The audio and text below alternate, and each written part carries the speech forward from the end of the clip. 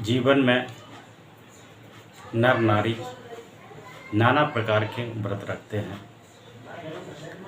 जिसमें सोमवार व्रत भी होता है, मंगल व्रत भी होता है, बृहस्पति व्रत भी होता है और समय समय पर जो त्यौहार पड़ते हैं उसमें भी लोग व्रत रहते हैं। व्रत का हमारे जीवन में बहुत बड़ा महत्व होता है, लेकिन अधिकांश लोगों को नहीं पता है व्रतों का राजा कौन होता है और सबसे बड़ा व्रत कौन सा होता है। सबसे व्रत जो बड़ा है उसी से आपका जीवन में कल्याण होगा, उसी से आपके जीवन की सद्गति प्राप्त होगी, उसी से आपको जीवन जीने की कला मिलेगी, उसी व्रत से आपके घर के कले कलेश दूर होंगे। उसको मैं बताने जा रहा हूँ, कृपया उसको ध्यान से सुनिएगा।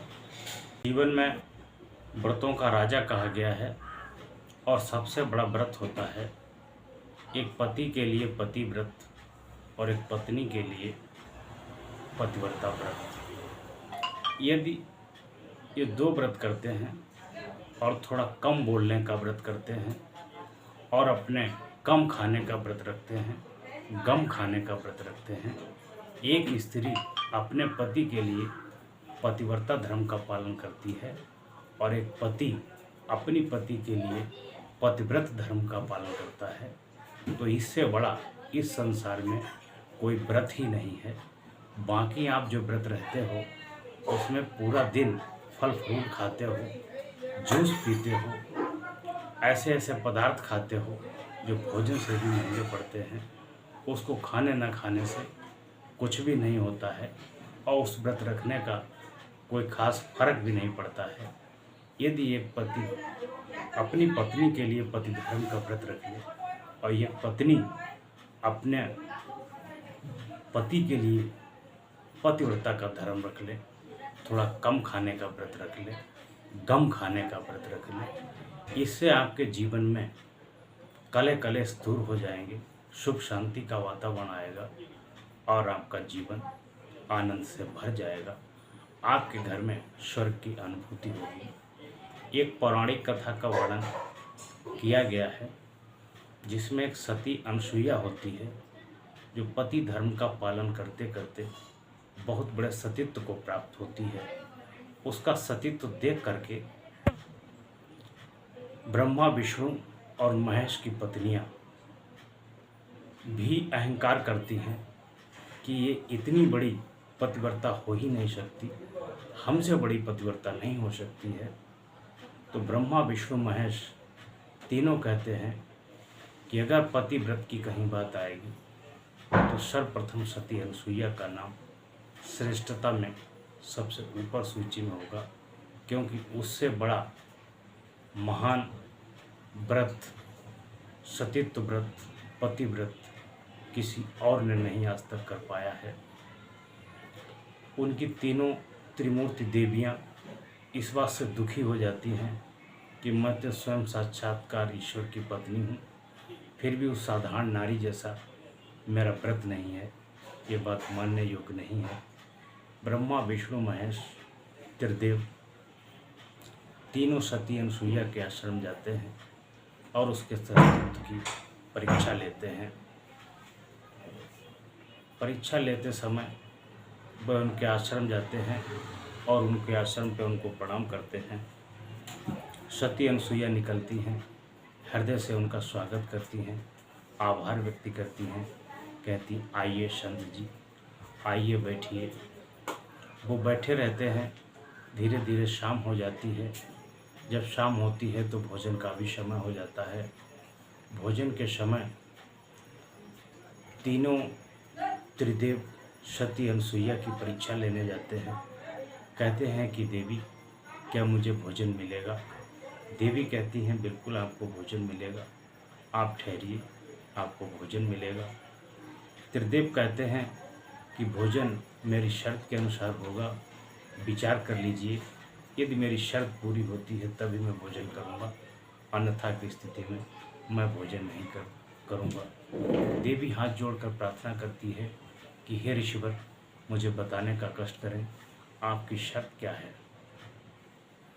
तीनों कहते हैं कि मेरी शर्त ये है आप स्त्री धर्म की लोक लज्जा मर्यादा को त्याग कर मुझे निर्वस्त्र होकर भोजन कराएंगी, तभी मैं भोजन करूंगा, अन्यथा आपके यहाँ भोजन नहीं करूंगा। सती अनुसुईया इस बात को सुनती है और भय से कांप जाती है, उसका शरीर पसीना पसीना हो जाता है। ये कैसी शर्त है, एक स्त्री की लज्जा दांव पर लग रही है और ऐसे भोजन करना चाहते हैं, भोजन कैसे कराएंगे। सती अनुसुईया अपने सत्यत्व पर बरकरार रहती है और हाथ जोड़कर ईश्वर से प्रार्थना करती है कि हे ईश्वर, मैं इस परीक्षा की घड़ी में सफल हो जाऊं, और ईश्वर से विनती करती है कि हे ईश्वर, यदि मैंने अपने पति के सिवा किसी दूसरे पति पे नज़र डाली हो, या मैंने अपने पति के सिवा किसी दूसरे पुरुष की प्रशंसा की हो, या उसका नाम मेरी जुबान पर आया हो, या मैं किसी देवता में ललाहित हुई हूँ, यदि मेरा पूरा प्रेम और मेरा पूरा व्रत पत्नी पर ही रहा हो, तो कृपया मुझे शक्ति दें, ये तीनों महर्षि बालक बन जाए। सती अनुसुईया हाथ जोड़कर ईश्वर को प्रणाम करती है और ईश्वर का सुमिरन करती है कि हे प्रभु, मैंने अपने पति के सिवा किसी दूसरे पुरुष का दर्शन नहीं किया है, मैंने अपने पति के अलावा किसी दूसरे पुरुष में मोहित नहीं हूँ, किसी का अपने पति के अलावा स्मरण नहीं किया है, मैं किसी देवता में सम्मोहित नहीं हूँ, मैंने पूर्णतः अपने पति धर्म का पालन किया है। पतिव्रत, यदि मेरा सतीत्व सत्य है तो मेरे सतीत्व की दम पर ये तीनों संत, तीनों ऋषि मुनि शिशु बन जाएं, शिशु का रूप ले लें।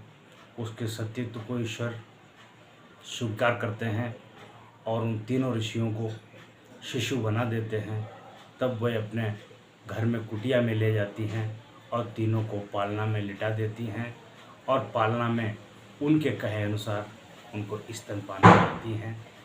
देखिए, स्त्री सतीत्व में कितनी शक्ति होती है, कितना पावर होता है कि ईश्वर को भी शक्ति के आगे नतमस्तक होना पड़ता है। त्रिदेव ब्रह्मा विष्णु महेश सती की परीक्षा लेने गए थे और सती की सतीत्व और शक्ति के बल पर उन्हें बालक बनना पड़ा। इसलिए हर स्त्री पुरुष को सतीत्व, एक दूसरे के प्रति सच्चा प्रेम और समर्पण होना चाहिए। उससे आप दोनों की शक्ति हमेशा बरकरार रहती है। जब त्रिदेव ब्रह्मलोक से गायब हो गए तो चारों तरफ हाहाकार मच गई कि त्रिदेव कहाँ गए हैं। तीनों की पत्नियां त्रिदेवी ढूंढते ढूंढते नारद के साथ में वहाँ पर आईं और अनुसुईया से प्रार्थना की कि हमारे पति को मूल रूप वापस कर दो। अनुसुईया ने अपने पति से इजाज़त लिया। इजाज़त लाने के बाद में उन्होंने उनके पतियों का अर्थात ब्रह्मा विष्णु महेश का मूल रूप वापस कर दिया। मूल रूप वापस करने के बाद में उन त्रिदेवों ने को माता कहकर संबोधित किया कि अब तुम मेरी भक्त नहीं हो, अब तुम मेरी माता हो। माता कहकर सभी देवियों ने भी उनको प्रणाम किया और उनको आशीर्वाद दिया। उनके पास कोई पुत्र नहीं था। पुत्र के लिए वे बहुत बड़ी तपस्या तप करती थी। भगवान शंकर ने अपने रुद्र शिवांश का अवतार प्रकट किया और उनकी सेवा में लगा दिया। सेवा में लगाने के बाद तीनों चले गए और तीनों ने माता का संबंध स्थापित किया। कहने का भाव है कि सती अर्थात सत्य की सर्वदा जीत होती है और असत्य कितना भी प्रबल हो जाए लेकिन उसकी जीत क्षणिक होती है, उसका आनंद भी क्षणिक होता है। बाद में विजय और जीत हमेशा सत्य की होती है। इसलिए सती अनुसुईया का सतियों में नाम आता है। तब उसे सर्वश्रेष्ठ प्रथम स्थान दिया जाता है कि सती अनुसुईया जैसी कोई सती नहीं हुई है, कोई देवी नहीं हुई है। सती अनुसुईया हमारे सनातन धर्म में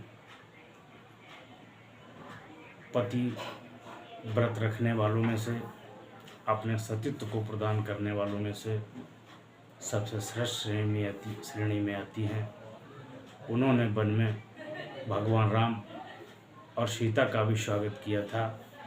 सीता को पति धर्म और सतीत्व की शिक्षा सती अनुसुईया से ही मिली थी। इसलिए हर किसी महिला को अच्छी महिलाओं की संगत करनी चाहिए और हर एक पुरुष को भी अच्छे और चरित्रवान पुरुष की ही संगत करनी चाहिए। इससे आपका चरित्र खुशबू की तरह, फूल की तरह महकेगा।